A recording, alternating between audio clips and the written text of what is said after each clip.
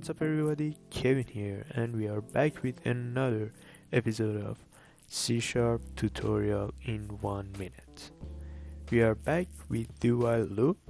Let's start it without any more talking.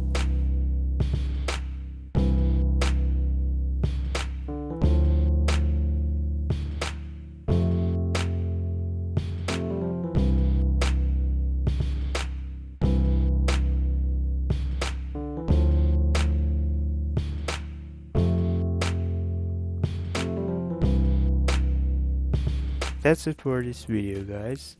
Thanks for watching and hope you find it helpful. If you did, please leave a like and subscribe for more. Hope you have an awesome day and peace out.